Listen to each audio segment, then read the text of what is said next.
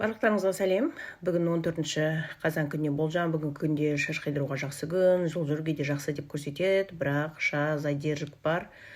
Бірақ жол жүргенде машинаны абайлап айтаймыз, өйткені өзі земляное наказание жүретін ай. Жерден қақтыға салады, жерден соққы алады, металл соққы алады, сондықтан авария өте көп болуы мүмкін, абайлаймыз осы айда. Енді бүгінгі күнде огонь инь, земля инь белгісі ақша шығаратын күндеріңіз, ақша шығаратын слабый карта болса қайта сіздерге ақша келеді. Ақша шығаратын күндегі не ол дейтін болсаңыздар, коммуналка алыңыз, үйге продукт алыңыз, садақа беріңіз, бірақ кредит алмаймыз, ема? Слабый карта болса сіздер қайта ақша келу мүмкін.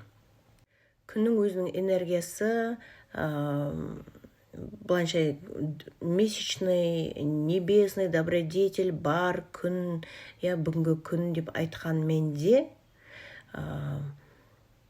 конкурент өте көп болады. Осы ай негізі конкурент өте көп, айтқан сөзіңізге абай болуыңыз керек, адамдармен дұрыс қарым-қатынас жасаңыздар.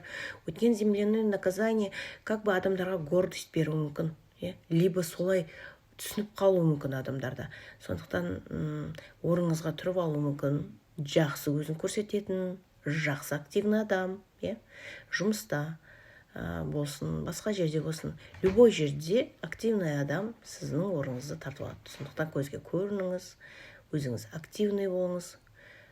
Ол осы ай деп жатырмын ғой, әсіресе ол кеше-кештен негізі осы ай 8-нен басталды, бірақ кеше бүгін әсіресе активный болады. Май айында туылғандар дәрігерге көрінген жақсы, бүгін денсаулықтарыңызға әсері болады.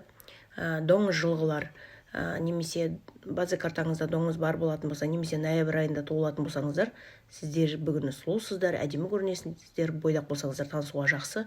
Егерде зат сататын болсаңыздар, бүгін өзіңіз көрсетіп, өзіңіз сөйлеп шықсаңыздар өте жақсы. Жиырмаңыздар. Енді ары қарай болжамға кетеміз. Тышқан жылғы болсаңыз, немесе декабрь айында туылған болсаңыз, бүгін сөйлеу арқылы, лиме су сататын болсаңыздар, напиток сататын болсаңыздар, арақ шарап сататын болсаңыздар, жақсы пайда түседі, жақсы ақша түседі. Либо ол бір жағынан білім алу, білім беруде сол суға жатады. Либо балық сатасыздар ма?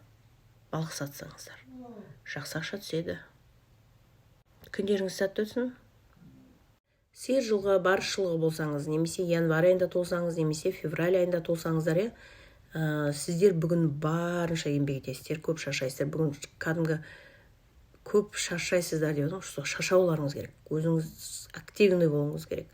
Мына қолмен құрақ көрпеше, қолмен тамақ істейсіздер ма, тамақ істеп өткізесіздер ма? Бүгін әйтеуір еңбектенгендеріңіз шаршамай жасайсыздар, кәдімгі шақ болып, конкретно ақша келеді. Алға. Қоян жылғы болсаңыз, немесе март айында туылған болсаңыздар, бүгінгі күнде ақша келуі мүмкін, дәл солай ақшаны тез жұмсап жіберуіңіз мүмкін, сол ақшаны. Абай боласыздар ғой, осы тез-тез бола қоймады, тез-тез жасай қоймады дегеннің кесірінен бір, әлде ойлайсыздар ма, тез-тез бір ақша келе қоймады. Осы бір нәрсеге алып тез-тез жаратып, үй суға қалатын едік, либо мына жерге жолға бара қалатын едім, либо мына оқуды оқи қалатын едім, осы тез-тез болмады деп солай ойлайсыздар ма? Либо ер адам болатын болсаңыз, әйелдеріңіз тез-тез ақша бола қоймады, әкеле қоймады деп ұрса ма, әлде әйеліңіз бүгін ақша келе ма?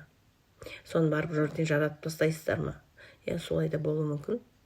Главное, күйіп піспеңіздер, қызыл киім киіп алыңыздар.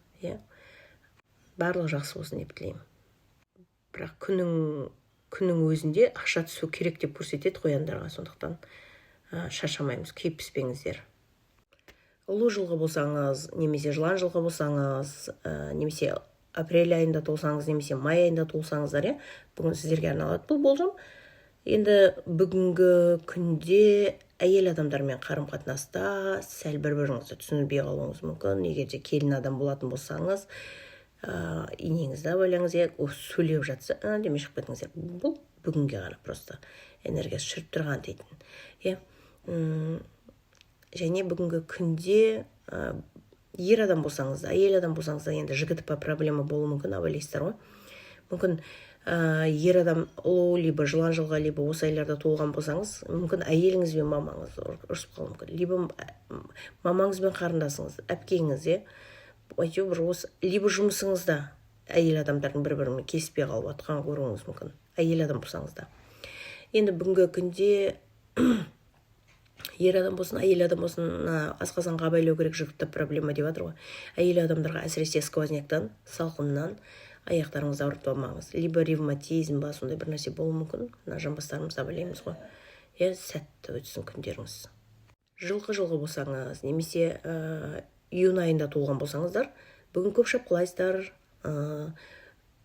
тойға баруыңыз мүмкін, балдарыңызбен қыдырып қайтуыңыз мүмкін, қонақ болуыңыз мүмкін, либо қонақтар келуі мүмкін. Бүгін атша шапқылау, шаршау, жүгірісі өте көп болады. Енді бұның минусы жылқыларға, әйел адамдармен қарым-қатынас, әпке-сіңілдеріңізбен, либо ер адам болсаңыз, мамаңыз, әйелдеріңіз, қарындастарыңыз, либо жұмысыңызда әйелдеріме сондай бір-бірімен келіспеушілік болып қалуы мүмкін. Бірақ тоқтан, оттан абайлаймыз, бүгінгі күнде күйіп қалудан абайлаңыздар, тоғырылып қалудан абайлаңыздар, күндеріңіз жақсы, сәтті өтсін. Қой жылғы, мешін жылғы болсаңыздар, немесе шілде айында туылсаңыз, немесе август айында туылсаңыздар, либо база картасында осы белгілер бар болатын болса, сіздерге бүгін денсаулыққа қараңыздар, недвижимостьке қатысты бір мәселелер болуы мүмкін. Үйдің тірліктер көбеюі мүмкін, мамаңыздың үйіне қатысты тірліктер көбеюі мүмкін, либо документтермен жүгіресіз ба. Бірақ балдарға да бір балдарға жындарыңыз мүмкін, либо өзіңізге ма. Мен көп оқыдым, оқысам да миыма қонбады, памятім жоқ деп, әлде балдарыңызға сөйтіп сөйлейсіз ба. Оқытқан бәрі далаға кетіп жатыр, неге памяттері жоқ па, әлде дұрыс оқымай жатыр дейсіз ба, әлде тәрбиесі дұрыс болмай кетіп дейсіз ба, әлде біреудің балдарына айтасыз ба. Әйтеуір балаңның біліміне қатысты бір мәселе қозғалуыңыз мүмкін, либо ата-аналар жиналысына барып келуіңіз мүмкін.